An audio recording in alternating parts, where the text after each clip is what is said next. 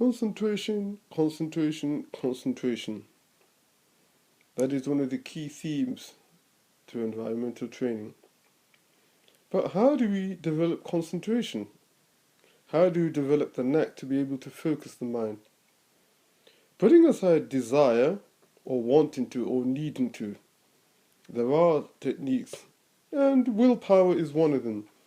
Using the will, or what the late Victorian or early 20th century writers used to call voluntary attention. And I'm sure if you key in voluntary attention on the internet, you'll find some interesting things. You have decided to pay an interest in your front door. You don't have to, you don't need to. You'll still find your front door on your way home, especially if you've lived in your home long enough. But the whole idea with paying an interest into your front door is that you're beginning to learn things and you're finding that things are beginning to stand out of your front door. Stand before your front door once again. What do you see? Let's go back to the lock. There is the shape of the lock. Focus your attention. What shape is that lock? Certain locks have been screwed in, we are agreed. Certain locks, a hole has been drilled in the door, and the lock has been inserted. Your lock, which is it? Does your lock have a name? Have you ever noted the name? Is the name engraved in the lock? That's an interesting question. Look at it. Those letters, are they all uppercase? Or are some of them uppercase and the other lowercase? How many letters? How many vowels? Isn't that interesting? The things that you can note about your front door.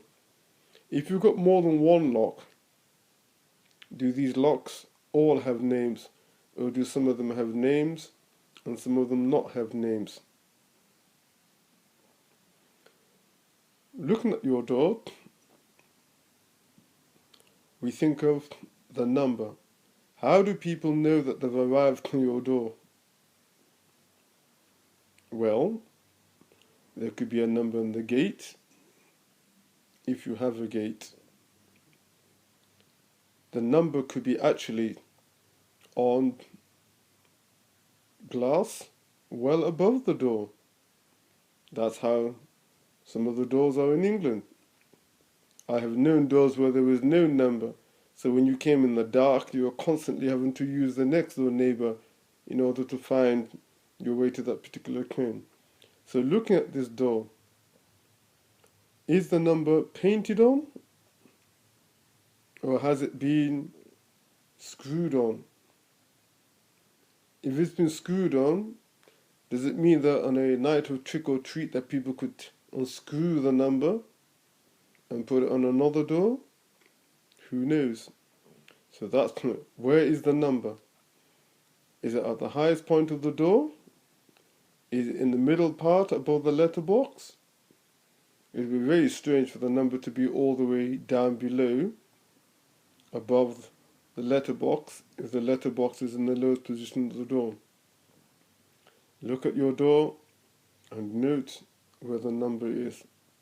Not all doors have numbers on them. I know one particular home in which the number is on the wall that runs parallel to the street.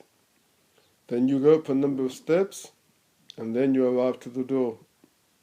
There's no number on that door. Is your door such a door where the number is just on the gate or just on the wall? This particular home, when you ask for a cab to arrive, you're always having to get them to look out for the next door because there is no number, and even the number that is outside on the wall, it's obscured by leaves. So look at your door and ask yourself, Where is the number?